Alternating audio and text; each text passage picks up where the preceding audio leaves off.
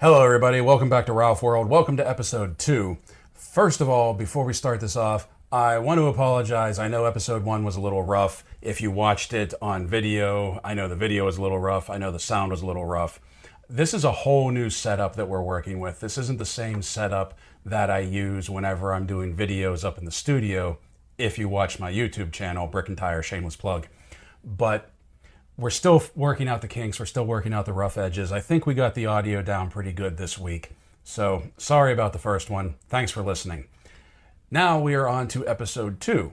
And the purpose of this podcast... Bigger and better. The purpose of this podcast is the perspective of somebody from an older generation. I'm Mac. I'm from Gen X. And the perspective of somebody from a younger generation. I'm Uncle Britt. I'm from Gen Y? Z.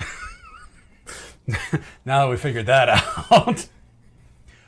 But the nostalgia plays a large part in today's society, and it's just really interesting when me and him talk regularly, amongst ourselves, how two separate generations view things like through two different lenses. Now, having said that, today's episode is a topic that Brittany has chosen, and it is... It is the decline of the movie theater experience, and sort of addition to that, the decline of voice actors in general in movies. I don't think they're directly correlated, but I do want to talk about one with the other. Okay, so what do you want to tackle first? Voice acting. Oh, okay. All right, hit me. So, with voice acting... The what brought this up initially was the Super Mario Brothers movie that just came out. Mm-hmm. And they casted Chris Pratt as Mario. First of all, he doesn't sound like Mario. He doesn't even do a voice. And that just irks me because Mario has had a voice for the 40 plus years he's been around. Mm-hmm. And they just were like, hey, let's make him sound like Chris Pratt. That'll be fun. Like, the dude, there's been a singular guy, forgive me, I don't remember his name, who has voiced Mario this entire time. Okay. The fact that they didn't bring him back, didn't consider him, didn't have any involvement with that man for this movie, but still tried to cash in, like you said, on nostalgia, and like, well, Mario's been around for 40 years, you're gonna love this, but then not giving credit where credit's due. Like, even if he didn't voice Mario, I get it, it's a new movie, new generation kids. Have him be something in the movie. Okay. Like a cameo. Have him show up, be like, hey, Mario, you got this. Plumbers unite. Whatever. But it's just the fact that they keep casting whatever celebrity that they can into a movie as a character. Because I think it was Charlie Day is Toad. Yeah. And he has nothing against him or his voice, but he's a very scratchy, very rough-sounding voice. And then that... didn't match. I said Toad, I meant Luigi. That didn't match Luigi at all. Wait, was he Luigi? I can't remember who he was. Toad was Keegan-Michael Keel. Okay. Peel. Right. But he didn't match Luigi at all, whatsoever. He doesn't sound like the vibe that I know of Luigi. It's too rough. It just doesn't match as historically being number 2 to Mario. He sounded like rougher than Mario, or, Chris Pratt. Okay. And I want them to bring voice acting back because I think we're losing the charm and the actual skill behind voice acting. Like, you can, whether it's anime, cartoons, whatever uses voice acting, even live action like Star Wars, you get someone to voice a robot. Video games.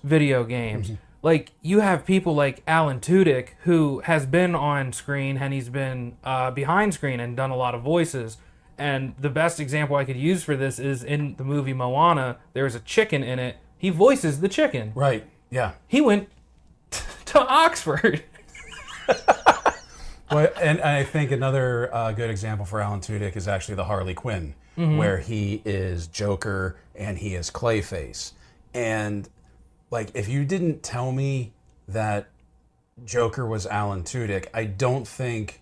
initially, like in the first season especially, I don't think I would have picked up that was Alan Tudyk.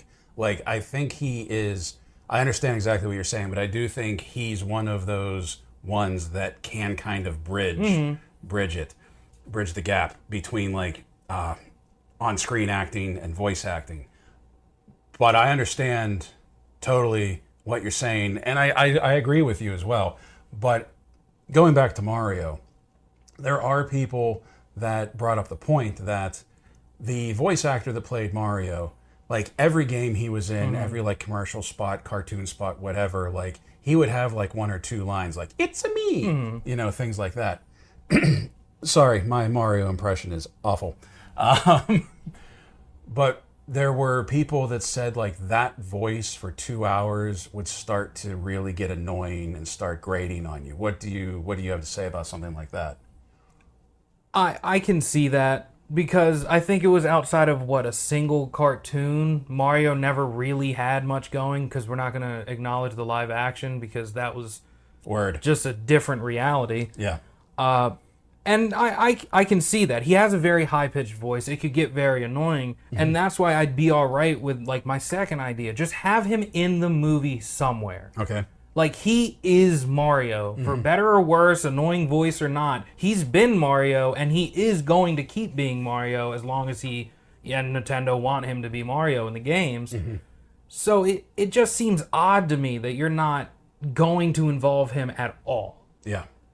Yeah, and for me, my argument to that would be that if you have a capable voice actor director, they're not going to let the voice actor do that voice for 2 hours. Like what the end product would sound like may not be the voice that you're used to from the video games, from the cartoon spots, from things like that. It may sound different, but then you still have that it's at least that voice actor. Because I do think that they're cashing in on like the big names. And with Super Mario Brothers especially, maybe this is easy to say in hindsight, but like it blew the doors off with the box office, didn't it? I know it did better than Sonic. Yeah. Yeah, and so there was the question of, did you need Chris Pratt to be Mario to bring people in?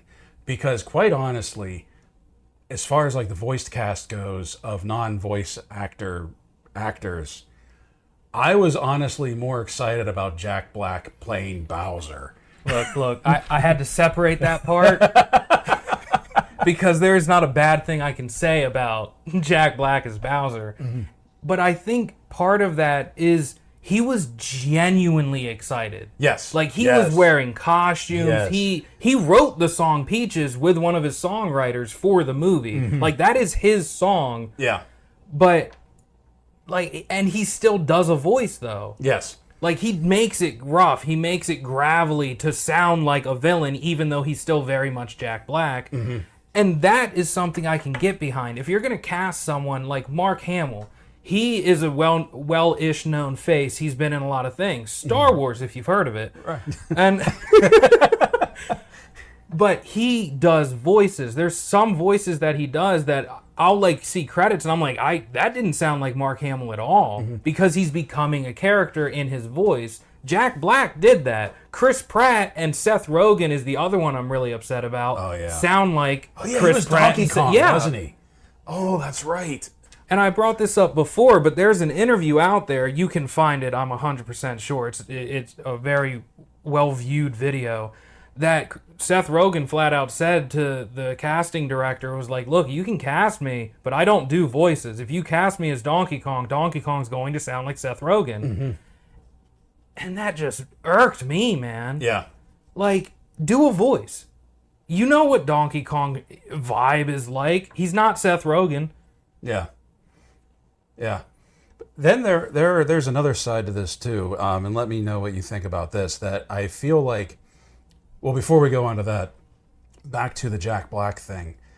I feel like just through his music and the voices he would do for his songs and when he was on stage, I feel like Jack Black was voice acting before he was voice acting. Oh, yeah. Like, you can go back to, like, his earliest days in his career, and he was always doing something with his voice.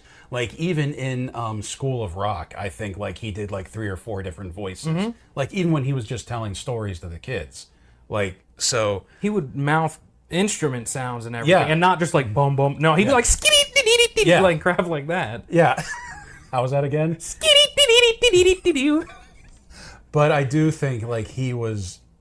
I'm not saying he's a master of the craft, but like he understands changing his voice, modulating his voice to like suit a character, and that does bring me back to the topic of what do you think about when they make an animated movie, but they make it specifically for non-voice acting cast? And I said that backwards.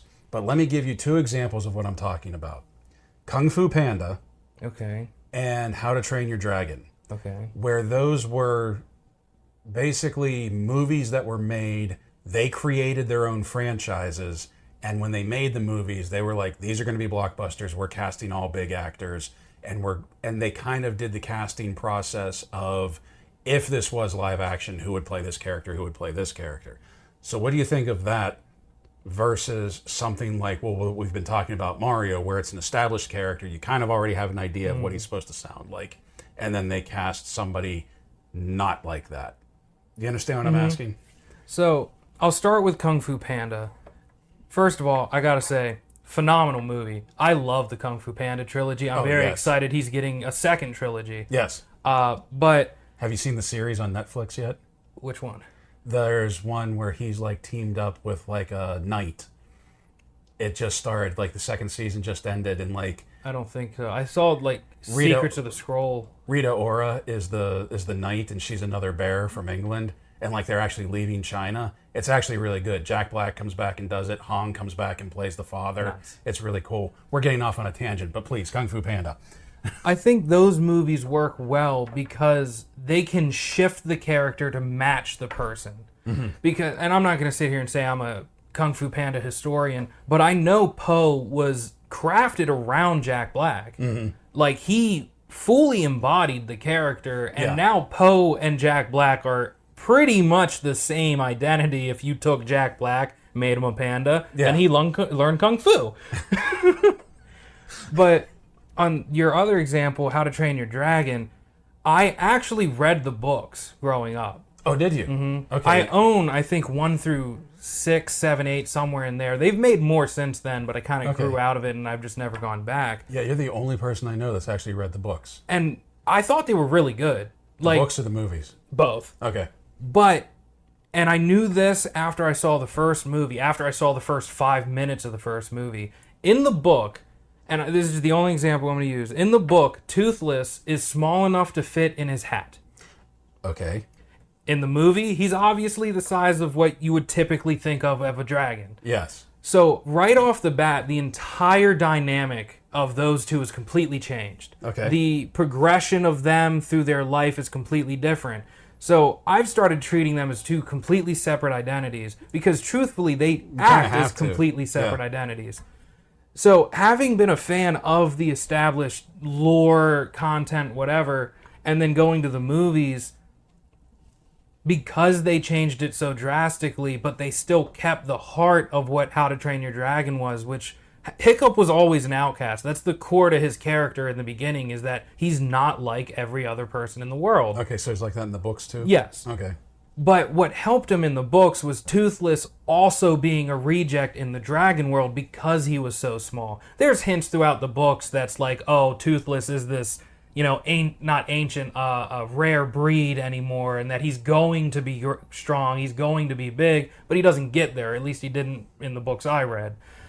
And then in the movie, that's not a progression that happens. It's more like these two are already outcasts on their own, and they come together and build something better with each other. And that's fine. It's a completely different take. And because of that, going in, I didn't expect Hiccup to sound one way or the other. Okay. Because in my head, the way he sounds in the book is still how he sounds in the book, because it's not the same characterization. I will say, though, the movie's animation is some of the best I've ever seen in a movie. Especially the third one, when they're just flying over the ocean in the clouds. It is breathtaking. One of my favorite moments in any of the trilogies is when they're trying, or any of the trilogies, in any of the 3 movies, is the first movie when they're trying to figure out how to fly, and they're about to go into the ocean, and he pulls back, and Toothless takes to the wing, and the music kicks in. That always gets me. I always love that moment. But for me, Hiccup, I've never read the books, and when I heard Hiccup, I was like, that voice actually fits that character in the movie really well. So much to the point that now, whenever I see that guy in anything else, all I hear is Hiccup. And that's no fault of his own, because like the other stuff he's been in, like Tropic Thunder, he was really good in that. And now in Schwarzenegger's new series, Fubar, he plays a really good character. But I just keep hearing Hiccup. And I think that might be one of the faults of like basing a franchise, an animated franchise, around a lead who's not a voice actor, that it kind of ruins him when he tries to go back to live action. So in instances like that, where they're just basically building a movie around these actors, like, because you had Gerard Butler playing Stoic. I forget who was playing Astrid. I think it was like America. I can't remember what her last name was. But like you had names filling out the ranks. In instances like that, like it's still like gets me that like they're taking like experience, paid gigs away from voice actors, but it doesn't burn me as much, because that was always the idea going into it.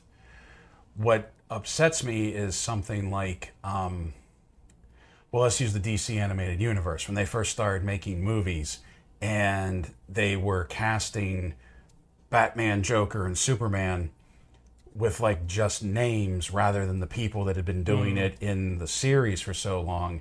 And that was in one instance where like the fans kind of turned it around, because they were like, these aren't the voices we want to hear. And so like Kevin Conroy, Eisenberg for Wonder Woman, Harley, like they all started to do the animated movies more. Now it's different because time has passed. Some of them just can't physically do those voices anymore. But I really liked it when DC realized, okay, when we do these like big special movies, we need to bring in like the original actors if we can. Every once in a while they would shake it up, and I didn't mind, because they would typically do it whenever it was something that felt very different from like Justice League or Justice League Unlimited or like the animated universe. Like when they did Justice League Doom, they recast everybody, but that was fine because it was like a completely different type of story. Like, is any of this making sense or am I rambling? But then when they did like Batman, Superman, Most Wanted, and you got to hear those two voice actors, Kevin Conroy and I can't remember who did Superman, like on the run together from a Lex Luthor who was still voiced by Clancy Brown, like that felt like just a natural extension of the animated series. And I appreciate when they do things like that, because it allows like the animated series to add weight to what's going on in that movie. And to be clear, I don't think that you can never recast a character or anything like that. There is no untouchable character after a certain point. Like, Indiana Jones is a great movie. We're getting the last one at the end of this month, or so they're saying is the last one. Whether it's good, bad, or in between. He's 80 years old. It has to be the last one. I understand, but Harrison's not dead yet. But for that movie, like, in 20, 30, 40 years from now, regardless of how good those movies are to us, they're going to start feeling dated. No matter what we do, it's going to start feeling dated. Yes. And the newer generations of that time, I'm not going to sit there and be like, hey, you have to watch these, because they're just not going to relate to it. Right. And at that point, that is a dead IP. That there is no intrinsic value for that to move forward, except the people who have already found the value in it. So in 40 years from now, if Indiana Jones gets recast as, let's say, Chris Pratt, just pick a name at random. Yeah. Okay. It has to be different. Because if you make it shot for shot, I'm just going to sit there and be like, this isn't Harrison Ford. But if you make it a completely different identity, I can be like, all right, this isn't my Indy, but I see where it's going. I can get behind this version, even though it's not my favorite. Whereas to voice acting, you can recast Mario. You can recast Sonic. I didn't have an issue with the voice of Sonic. Sonic's had several different voices between the video games, the TV series, and everything. Cartoons, yeah. Because they had and they even had like 2 cartoons running at the same time. Oh, yeah. Point, didn't they? They've had several cartoons. You know, Sonic X had the best theme song, just saying, gotta go fast, phenomenal. But I didn't care if someone new was there for Sonic because there was not an established name to Sonic. Sonic was just Sonic. Okay. Like in the games, he was independent. He had bits, but there was no like concrete voice connected to him. You just kind of had that he had an attitude. Right. That's all you really had with Sonic. But Mario, you did get voices. You have had the same guy consistently doing. And like you said, he wasn't doing full monologues in the middle of the game. But it's still, that's Mario to me. Like, that has always been Mario to me. And I know I just keep harking on this one movie, but why wouldn't you bring him or involve him at all? And it's not just this movie. Scoob came out a couple years ago. Yeah, I remember we talked about this. I remember we talked about this. Go ahead. Matthew Illard was the successor to the Scooby-Doo voice by Cassie himself. Like, those two spoke. He passed the torch on to Matthew Illard, and Matthew Illard has been Shaggy since the live-action movies. He's voiced him in almost everything. Video games, commercials, whatever. Yeah. It's almost always been him. The trailer dropped for Scoob, and that's when Illard found out about the movie. I remember that. I remember because people were asking him, you know, why weren't you involved in this? And I think he did say, hey, I just found out today or something like that. No, I remember that. That was... And it's not that it had to be him. No, it didn't. But there's this... Like, there's a total lack of respect right there. I feel that, like, hey, for Warner Brothers or whoever, the director or whoever, didn't call him up and be like, hey, this is what's going on. This is what we're doing. This is why we're going in another direction. You know, like, it just... And the guy they got to play Shaggy, I wasn't real thrilled with. He didn't sound like Shaggy. Scooby didn't sound like Scooby. I don't know how the crap you changed the main character's voice, who's like the most iconic sounding character in the show. Well, wasn't Scoob the one where they were kids? Yeah. Okay. You don't just gain a speech impediment halfway through your dog life. Oh, I didn't see it. Did he have like a speech impediment? No. Oh. Like the whole R thing wasn't an issue. Oh! That's what I'm saying. Oh, so like all those like iconic, like the not just like the sound of his voice, but like his diction and his speech patterns were different. Oh, I didn't realize that. Yeah, okay. Because you haven't watched it because it's terrible. And... look, that came out a little jaded, but I do. A friend of mine is a diehard Matthew Illard fan, and if she ever listens to this, she knows I'm talking about her. But like, she has pictures of him on her wall and everything. If you're not emailing the link out to your friend, there's a mailing list, man. That's automatic. But she absolutely loves him. Like, has gone to conventions, has met him several times, and got signed pictures and everything. She didn't see Scoob. And it wasn't because, like, she just, anything that doesn't have Matthew, she can't see. She didn't see it solely because of the fact that they didn't even contact him. Yeah. And I understand that's one person, but if enough people are going to be a fan of someone that if you disrespect them, even in a small way, the fandom of him, whether how big or small it is going to turn against it. So I'm sure Scoob got backlash from just Matthew fans that were like, you know, I would have went and saw this movie. I like Scooby-Doo, but you were just flat out rude to Matthew. I say like he's my friend. But yeah, I'm not saying I wish there were no celebrities in voice acting, because celebrities they are actors for a reason. Some of them do have the ability to do it, and some people just get cast in the right role. They don't have to do a voice. It's literally, they can just naturally understand the character and get there. And that's that brings up another good point. Like you're talking about what they did with Matthew, and I was talking about using the original voice actors from DC Animation in the movies.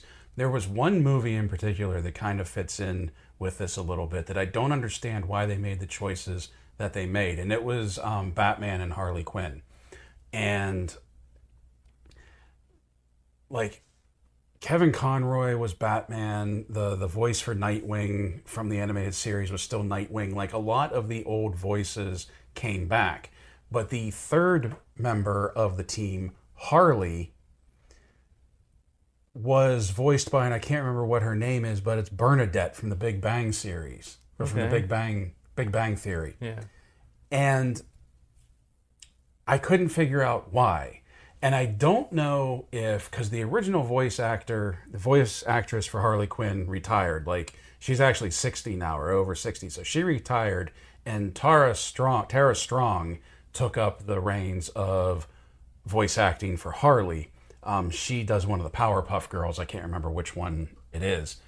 But I was trying to figure out if, like, Bernadette stepped in before they picked up Strong, but like after the original one quit and they just didn't have somebody, or if they like just went for Bernadette because they thought like a name, and I can't remember what her actual name is, if they just thought like the name would bring people into it. Because I thought the movie was good. I thought there was like some really funny stuff, but as I'm watching it, I just couldn't help but thinking this would have been so much funnier with Strong in it. Because when Bernadette, and I'm just going to keep calling her that because I can't remember her name, but when Bernadette was doing that Brooklyn accent, like it was almost like she was doing a caricature of Harley. You know what I mean? Like it didn't sound Harley, it sounded way too forced. And I was just like, if this would have been Tara Strong, like this would have been hilarious. But having gone through all this with voice actors, yeah, I think that brings me to my second point I brought up earlier, the diminishing appeal of a movie theater experience. Okay.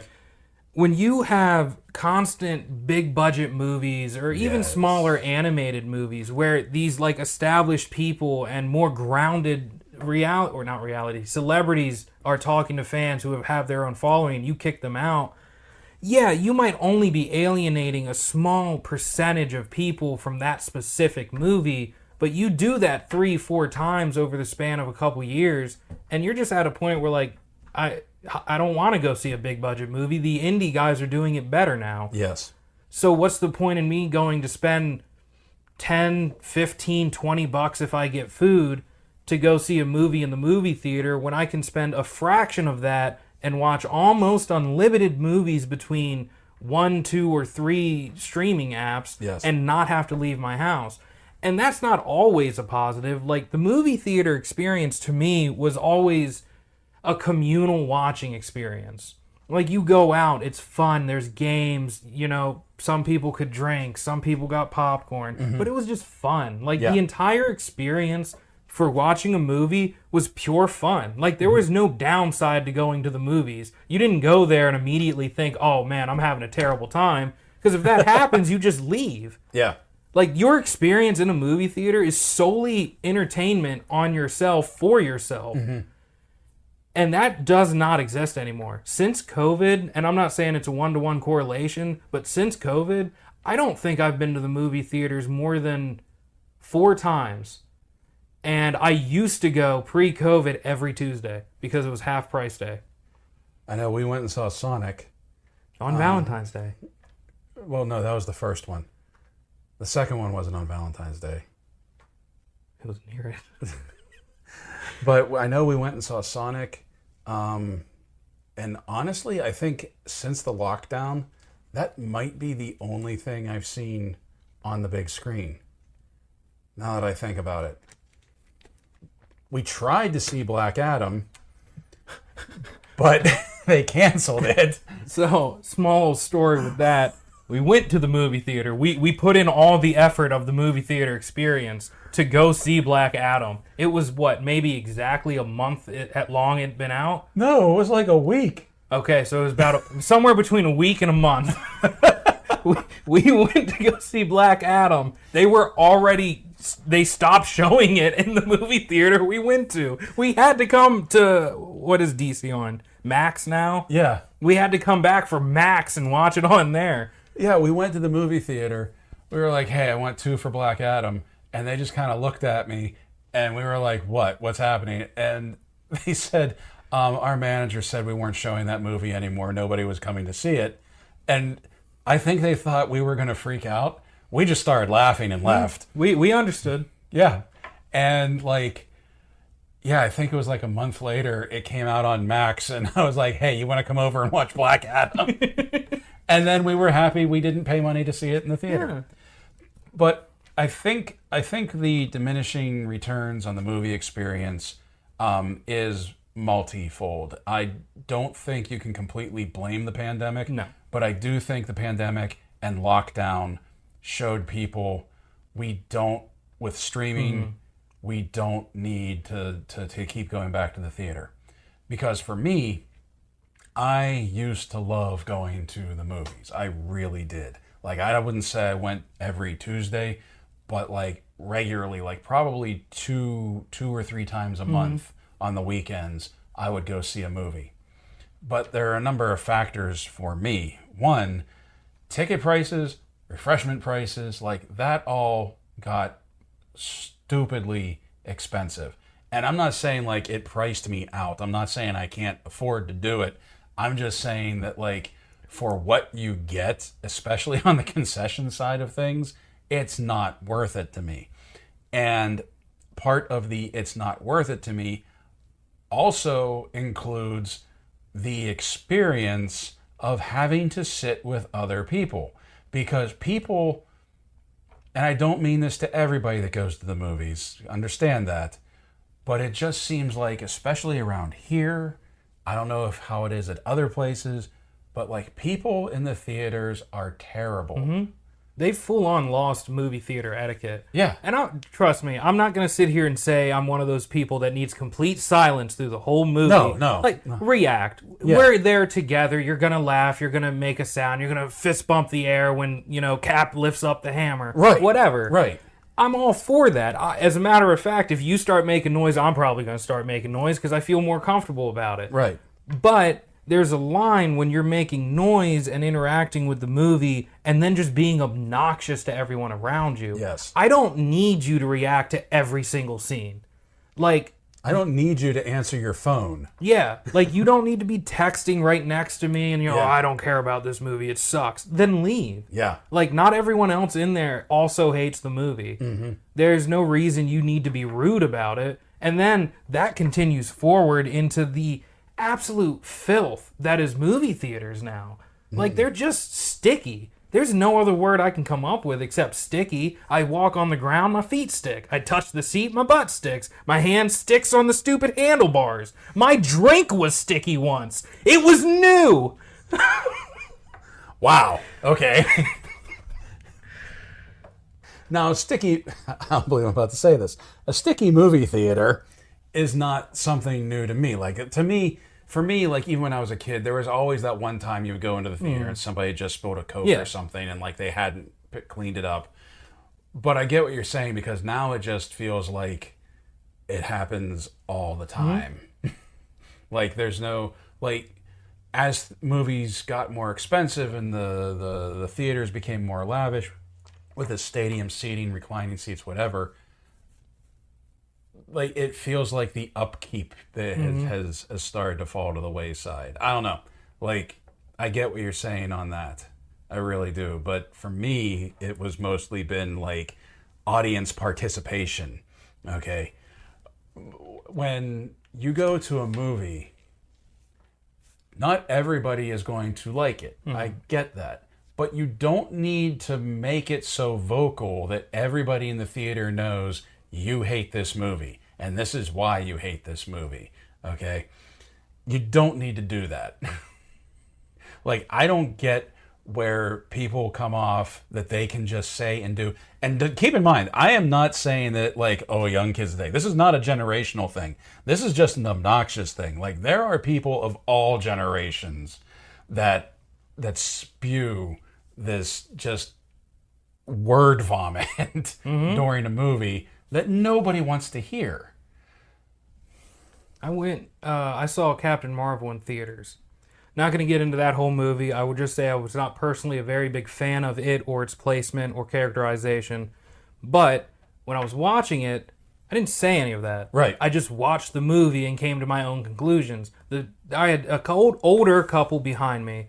I want to say 50s. It could have been 60s. So not exactly the demographic when it comes to superhero movies and everything. But apparently they seemed like they were fans because they were like commenting on stuff from other movies and how it connected. And that's all great. But then like halfway through the movie, they just decided they didn't like Brie Larson. Like it was just a 180 switch. So the second half of the whole movie was just them behind me complaining about literally everything. Like there would be a cool scene where like Brie or Captain Marvel punched someone and like they died or exploded. And they'd be like, oh dude, that's not realistic. And it's like... She's flying through space. Yeah, it's a comic book. She's a superhero. She's gonna do stuff like that. Yeah. Like, my issues are acting, pacing, not, oh, well, she's flying now.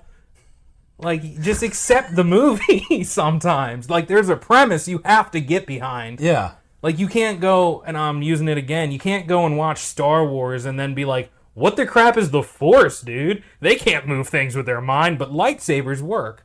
Like, there's a base you have to accept for any fictitious story. Yes. No matter what. Yeah. Now, talking about the decline of the decline of the movie theater experience, because I don't think it's just us. I don't think it's just this area. I think across the board, people are going to movies less and less. And I think it's because back in my day, but like back when the blockbusters were really starting to become a regular thing, you had two choices. Go see the movie in the theater or wait a year and a half for it to show up on HBO or VHS if you were lucky that it made enough movie that they wanted to show it outside the theater. So, yeah, there was more of an incentive to go to see a movie in a movie theater. Now, if you don't watch something, it's going to show up on streaming in 3 months. And if enough people have that attitude, it's going to show up on streaming in 3 weeks. Look at how fast Black Adam made it to streaming. Look at how fast Fury of the Gods made it to streaming. Full disclosure, at the time we're recording this, The Flash still hasn't opened, so we don't know how that box office went. But I'm going to be very curious because tying back to our last episode, our first episode, I do think there are a lot of people that want to see it, that want to see how are they going to pull off this reboot of the DCEU to the DCU. Who's going to stay? Who might be leaving? A lot of people are going to be interested to see Keaton back in the Cow. How many are going to worry about seeing it in the theater, and how many are like, hey, I'm just going to wait for it to come on streaming? Because I think another thing that plays into this is back in the 80s, the 90s, even the early 2000s, you were watching something on a TV that was like the size of a large microwave. Now, big screen TVs, the home theater experience, quote unquote, is much more accessible. Like, you can get like, well, like here, like mine, like I have a 55-inch flat screen that's raised up above that, like, we turn off all the lights. You know, it gives us that same effect as if we're sitting like 10 rows back in a movie theater, I feel.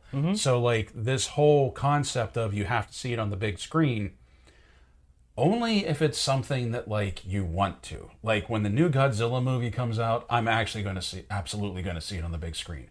Flash, like I said, this is before it opens.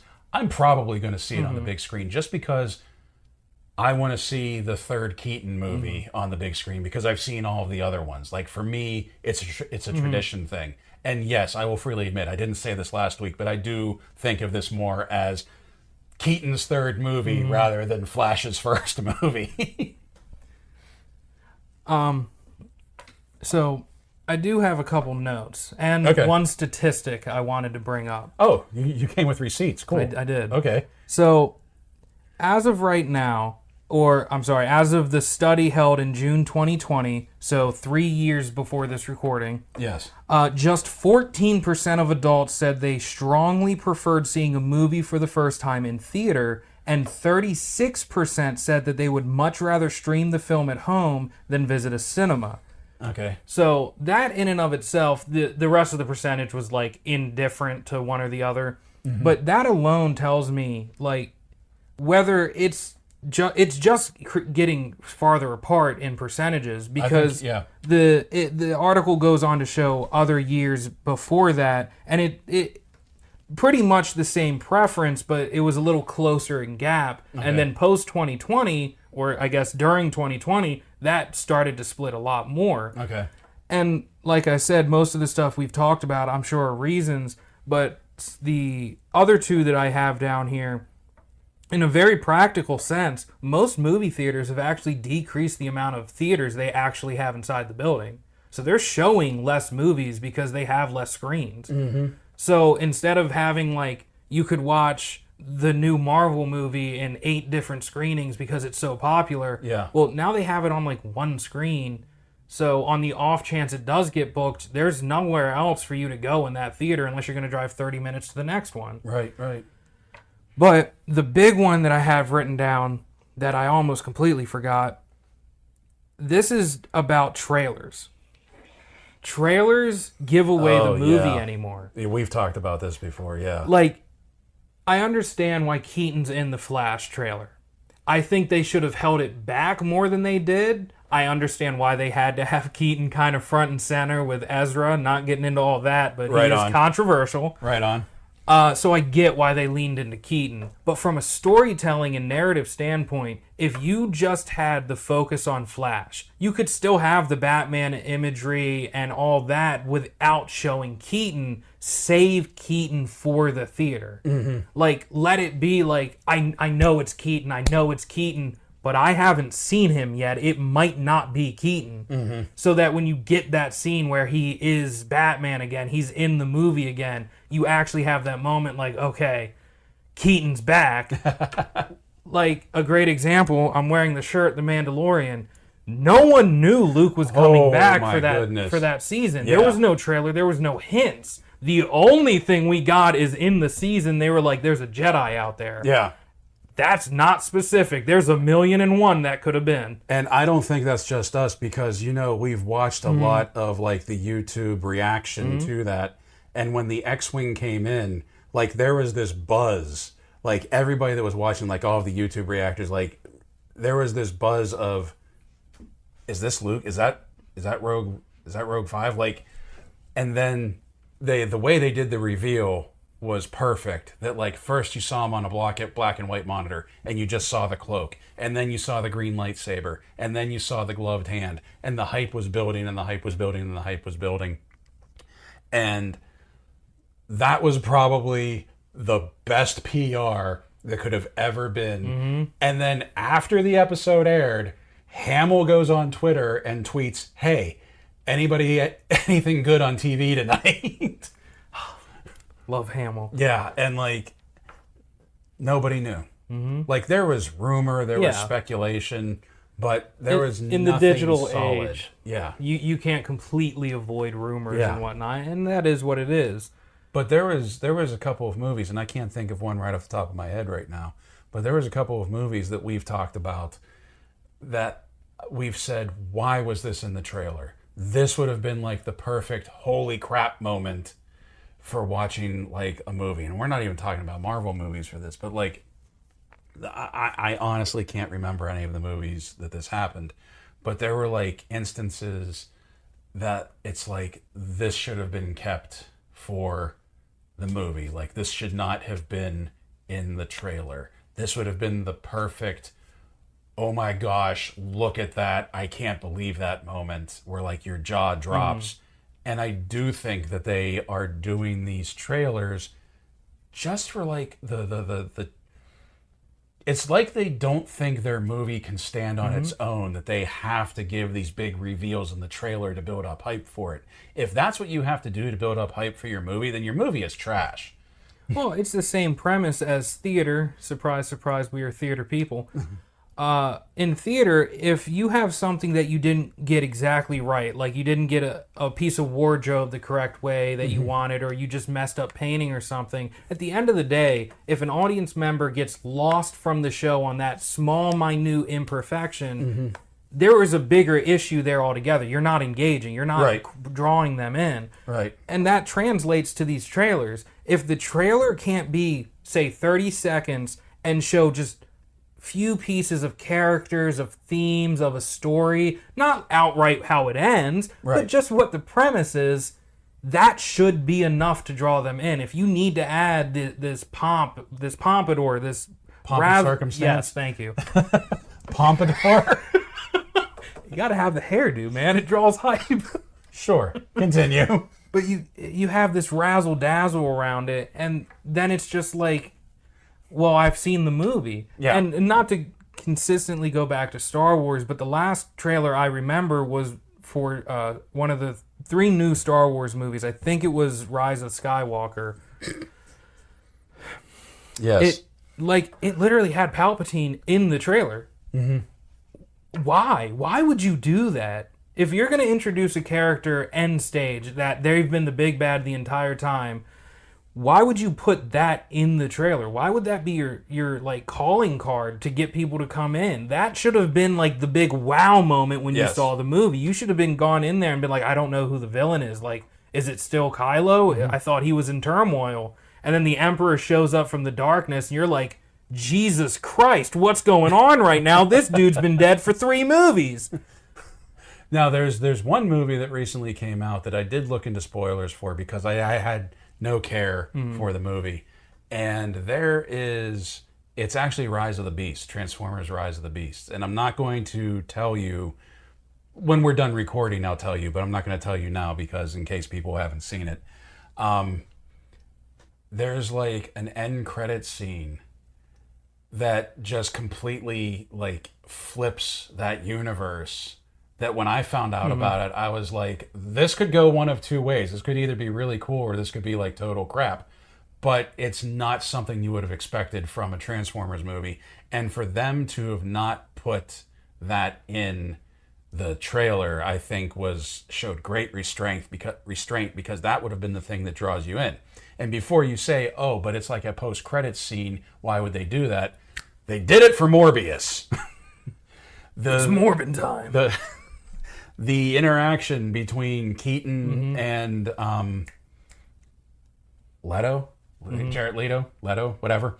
The interaction between those two was in the post-credits scene, but it was also in the very first trailer, which is funny because when me and a couple of my friends saw that trailer and we saw those two together, we all were like, I'll bet you any money that's the stinger, that's the post-credits scene, because why would they meet up in the middle of the movie? Morbius featuring Keaton for half the movie. Yeah, yeah, it's not going to happen. Well, I mean, we can't say never because we have Flash featuring Keaton half the movie. Touche. But yeah, no, there was no draw to have Keaton in that. Like, that was a cameo at best. Yeah. And they're going to put it in the trailer like, hey, come check it out. Keaton's in this. But not really. Yeah, like I think they were trying to set up a Sinister Six movie, which I think this is like the 2nd or 3rd time they're trying to do it, and it's going to fail again. But going back to what we were talking about, the decline of the theater experience, the movie theater experience, I think what it all comes down to is the payoff for going to the theater just isn't worth it anymore. They telegraph the movie with the trailers. They telegraph any surprises with the trailers. They've made it too expensive for the experience that you have, and the audience in general, the people that you have to share this experience with, instead of sitting there and having a shared experience, you get to hear what everybody thinks of the movie in real time. The only other movie I think I'm going to see on the big screen this year, or the only other one that I know I want to see on the big screen this year, other than Flash, is Dune. Dune 2. Because the first one came out during the lockdown. We had to see that on streaming. And Dune is... like, Dune to my father is like what the MCU is to you. Like, he's been reading all of the books. He's read the books since, like, I think the 60s is when they first... So, like, my dad is real big into Dune. And we all watched the first movie, but he was kind of upset that, like, he didn't get to see it on the big screen. So when the second movie comes out, we've already planned, like, me and my brother are like, we're taking Dad to see the sequel up on the big screen. So, like, those ones we'll go see. Like I said, the new Godzilla movie, but I think that's like 2 years in the making at this point. But, yeah, there's just not, like, as much as I'm looking forward to Blue Beetle, I don't feel this need to go see Blue Beetle on the big screen. You know what I mean? Like, and there's a lot of movies I feel that way about. Although, we're going to see the third Sonic movie in the theater. We have to. Yeah. Besides, like, traditioned movies, like Sonic for us and everything, I think the last remaining appeal to the movie theater experience to me is those big movies. Like, if Endgame or Infinity War to come out this year, there's no question I would go see those in real time on the big screen, because those are big movies. Right. To me or not, they're big movies, from budget, cast, everything. Right. And then to me personally, like you just said, I grew up on the MCU. Right. Good, bad, or ugly, they have been around almost my entire life. And I personally like them. I like majority of them, besides Captain Marvel. Already talked about that. But seeing Infinity War in theater was a no-brainer to me. Like, I had to go see that. Everything was coming together. It was a big moment, both culturally in the landscape of film and for me personally. So everything just came together for me on that, and then followed through to Endgame. But then after Endgame, No Way Home came out, the third Spider-Man movie. Right. And I'll be completely honest, I had no desire to continue with the MCU. It's not because I hated it. It's not because, like, I thought it was getting horrible. I was just burnt out. 10 years is a lot of time to invest in a franchise. And especially after you hit the high that was the end of the Infinity Saga, whether you liked the movie or not, that was still the end cap to it all. You want a break. Yeah. Like, you want to see what else is out there. You want to see other movies. You might want to switch to DC. I wouldn't recommend it, but you could do it. Come on, man, we're trying.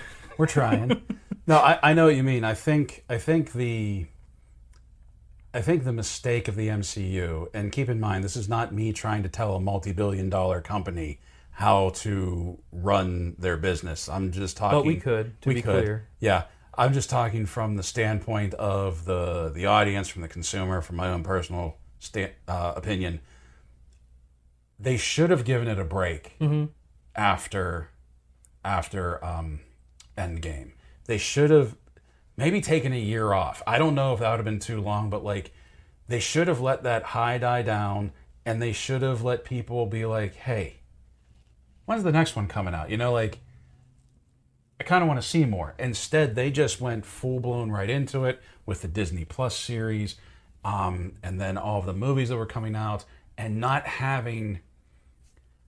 It seems like now with the MCU, they're more focused or worried on this series is going to lead to this. This movie is going to lead to this series. This series is going to lead to this series. This is going to lead to this. But if they have a big picture, they haven't really played that hand yet. Because with the Infinity Saga, it could be argued that you didn't know about Thanos until the first Avengers movie. And that's very true. But every movie up to that built up to Avengers. And then the Avengers movies started to build up to Endgame. Like, there were stages in there. Whereas Phases, even. Phases, if you would. But, like, now, and keep in mind, I have not seen everything Marvel has to offer since Endgame was over. I've seen most of it. But from what I have seen and what I've heard, like, it just doesn't seem like there's a direction that these are going, that these are movies that are just happening and you have to see the last thing to understand what the new thing is. But there's no, like, it doesn't seem like they're building to anything. It could have been happening between WandaVision and Multiverse of Madness, but now Elizabeth Olsen is out of the picture, like her contract is up, and it doesn't sound like she's real happy about or in any real rush to come back. So what are they doing? Like, so I will say, I've seen almost everything that's come out post Endgame. Not right off the bat. Like, I took a break because right. I just needed it from it. But I found out recently there's this sort of delay right now with Marvel projects because they've reworked the entire structure of it because of what you just said. Post Endgame, really post No Way Home, because that was supposed to be the epilogue to everything. Right. Oh yeah, that's right. Yeah, they focused on quantity over quality. Yeah. And it got to a point that shows were coming out referencing a show that they only had on paper at the time of they writ the first show, so that when the next show came out, it didn't even fully mesh with the previous show because it had already gone through changes. Okay. Because things weren't happening after each other anymore. They were happening at the same time. Because I think WandaVision... Multiverse of Madness. I think you told me was being written before WandaVision was even over. I think you told me you heard that. So, which is why there's such a disconnect from the end of WandaVision to the start of Multiverse of Madness, characterization-wise, with the Scarlet Witch. Because at the end of WandaVision, small spoiler, she became just more human, more grounded, more emotional, or more in tune with her emotions. So she wasn't this like wicked witch killing people and like evil that she became in Multiverse of Madness. And then you get to the movie and then it's like, oh, okay, we're going like how she was in the midway point of the show for some reason. And it was this disconnect. I really liked Multiverse of Madness. I really liked the Scarlet Witch. But I see people's issue. There's a disconnect character-wise from the show to the movie, and then they just kind of move past it now. And that brings up another reason I think there is a decline in the movie theater experience. And this, I think, is unique to the MCU, is that with blockbuster after blockbuster after blockbuster after blockbuster, it's almost become a chore to see these movies. Like, there were responses, there were fans, whatever you want to say, and this is not the majority of them because I understand maybe the majority has Disney Plus, I don't know, but they went and saw Multiverse of Madness but had never seen WandaVision, and the consensus was basically, I have to do homework to see this movie. And before, when you were building up to Avengers, you had one, maybe two Marvel movies coming out a year.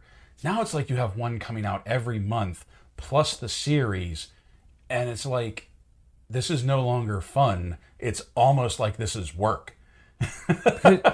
You literally have to play catch up. Yeah. And like I said, there's a disconnect a little bit with what was going on. But even still, like, they directly reference what just happened in a show. And I'm going to be honest with you, not all the shows were groundbreaking. No. I did not hate She-Hulk. Crucify me for this one. I didn't hate it. I'm not going to sit here and defend the show like it's this great show that did all these great things. It had its moments. But I think it should have just been She-Hulk. It should have just been like, not a parody show, but almost more of a gag show. Like, have Chris Evans come on and or Captain America, come on and need, like, legal help with something. Yeah. Like, it doesn't matter what time it takes place. No. Just have fun with it. It doesn't need to always be serious and interconnected and leading to this big thing. They are leading to some big thing. Kang, the Conqueror, he's really cool so far. He showed up in Loki. He showed up in Quantum Mania. I believe he's showing up in something else that's coming out. Court? You didn't know? What the crap is Court? He's like, I don't know if he's actually being taken to court yet, but there are like accusations that are being leveled. Yes. Okay. Yes. I know about all that, but I'm talking narrative-wise. Oh, okay. He is very much the backbone of the MCU right now. Okay. And it's actually surprising. People have come out and said, like, the entire phase of the MCU was built around Jonathan, the guy playing him. Mm-hmm. And it's like, I'm for it. He's a really good actor from what I've seen so far. I like him as Kang. I like him as his variants of Kang because the way he talks about himself is very, like, theoretical in a way, because he talks about, well, Kang did this, Kang did that, I would never do that, but Kang also did this, and it's like, dude, it's all the same person, you're just making one sound worse than the other. But it is all building towards Kang being the next big bad. It's all multiversal craziness, madness, whatever. But then I go back to the shows and it's like, well, they're kind of boring. That's the thing, like, I don't have Disney Plus, okay? Me and the mouse don't get along.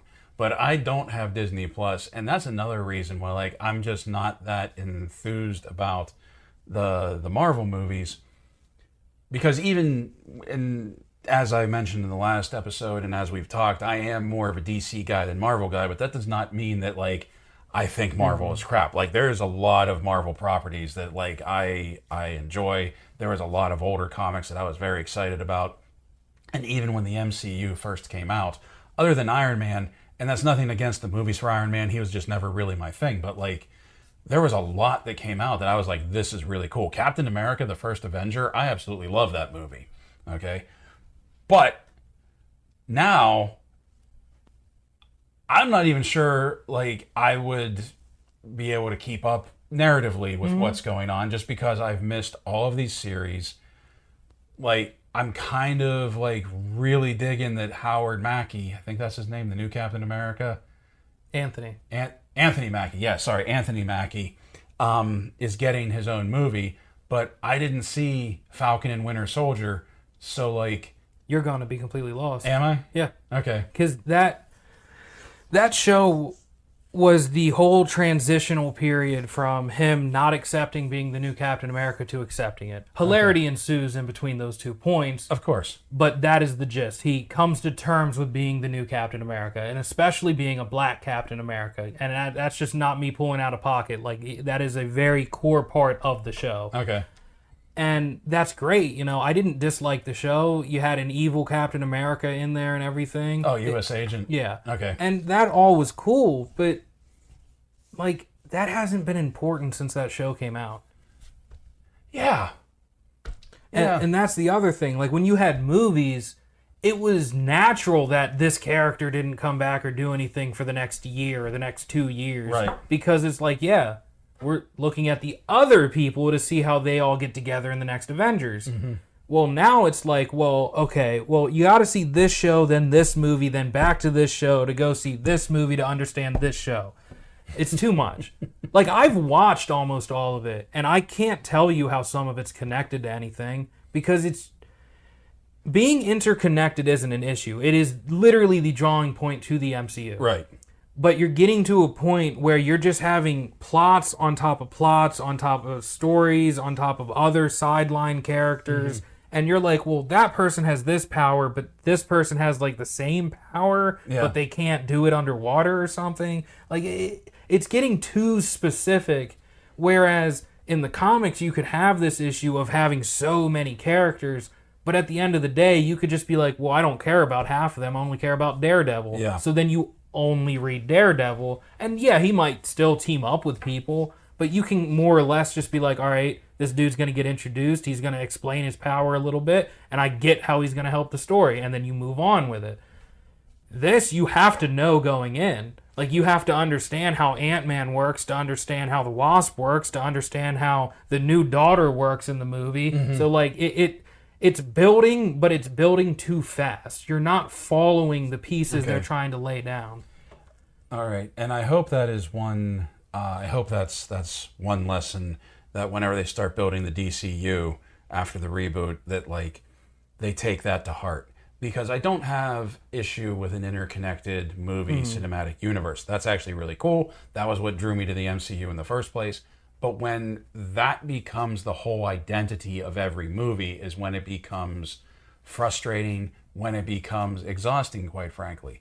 And I feel like if James Gunn, can avoid that with the DCU, you'll have sort of like a better experience. They need to learn from the mistakes that the MCU is making. And I think he can do that. And the only evidence I have to that is the Suicide Squad and Peacemaker. You can watch Peacemaker and have never seen the Suicide Squad. And other than him, Peacemaker that is, referencing things that happened in it when he's talking to his dad, which really don't play a part to the plot at all. Because our buddy Ben, he's never seen Suicide Squad, but he absolutely loves Peacemaker. And he had no problem following what was going on. And I think that's ideally what the interconnected universe should be. Yes, there should obviously be crossovers at some points. That's part of the fun of it. Not every time. And you can reference other things, but don't make it so integral that, like, if you didn't see this, you have no idea what's going on in this movie. And if it is that important, not everyone gets behind this. You can do like a flashback sequence. Yeah. You can have a character just address what happened for a minute. And you know how I know they can do that? Sequels of video games, sequels to movies, sequels to TV shows, which aren't as popular by far. But all of them, when they make the sequel, a lot of times in the beginning, they're like, this is what happened in the previous adventure. Here's where we're going now. Right. And it's not a beat-by-beat play. It's just like, you know, Thanos died. Bunch of people were erased from existence. They came back. There's a lot of PTSD going on in the world. Captain America's old. Here we are. And there's different ways you can do it. And I'm not saying this next example should be used in any other movie because it's so iconic to the franchise. But if you hadn't seen Star Wars and you went to see Empire Strikes Back, there's that iconic crawl, you know, that fills you in on everything you need. And like I said, that's very iconic to Star Wars. If you tried to do anything like that in another movie, you would be ripping off Star Wars. But there are it just shows that there are imaginative ways, inventive ways, new ways that you can go about doing something like that, filling people in, and not make it like a 5-minute exposition dump at the beginning of the movie. Like that is such a trope of movies these days that I really want to go away, where like one character just talks for like 5 minutes and basically fills you in on everything in a very unnatural and unorganic way. All of this connected makes theater suck, man. Like, genuinely. Like, we can branch out to a million different directions here, but at the core of this issue, do you even want to go to a theater? Like truthfully, just do you want to go there? Not to see a specific movie. Do you have a desire to go to a theater? I have a desire to go to the theater from 10 years ago. I genuinely miss that theater experience. But because I know it's not that theater experience now, no, I don't. The only thing that's drawing me to theaters, and I've said this like 5 times already, is just certain movies that I want to see on the big screen because I feel like those could have the potential of taking my breath away when I see them. We're running really late on this episode, but like one other example that I can use is Jurassic Park. My sister-in-law loves Jurassic Park, but for as long as that franchise has gone on, and for as much as the technology has supposedly gotten better since 92, I think, was when the first one came out, she said nothing in any of the movies has met or topped that first movie when you see those Brontos come walking out for the first time and the music swells and it's on that screen and they're just owning the screen. They're dominating the screen. And you are looking at them the same way the characters in the movie are looking at them. And I get that the franchise has changed, that it's almost more of like a monster movie now, but to not be able to, it's freaking dinosaurs in the real world, to not be able to hit something like that 30 years later, 30 years later, you're doing something wrong with your franchise. Mm-hmm. So, yeah, like, she's excited about the movies, but the only one that she has seen on the big screen recently was the last one. And she can admit that it wasn't a great movie, but the only reason she wanted to see it on the big screen was because it was the old cast coming back. The member berries, the nostalgia bug that this is the whole point of what we're talking about, got to her. She went and saw it on the big screen. She said the next one, if there is a next one, let's be honest, there's going to be a next one. She said she's just going to wait. Yeah. At the end of the day, man, I think you have to make it appeal to people again. Mm-hmm. And whatever fixes that, I don't run movie theaters, right. But if I made a friend right now and at his house he had a home theater, mm-hmm. I would literally never go to a movie theater again because every problem is immediately fixed if my friend has a home theater. Yeah. And I still get the theater experience mm-hmm. minus the people, unless I just round up some friends or strangers. Like, I want to go to the theater again. Yeah. And I think that's the disappointing part to me, is we can sit here all the live long day, but tomorrow there's not going to be a movie I'm going to want to see. No. Like a month from now, like movie theaters are already shutting down. The one I used to go to all the time, it's shut down. It's not even opened. They're leasing the building out. The one I went to all the time is like 5 minutes away from here. It's a Busy Beaver now, and that's happened in like the past 3 years. Yeah. The movie theaters are shutting down. They're running less screens.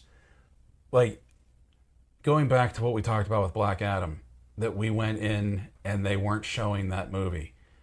The fact that it was Black Adam, The Rock, on one screen.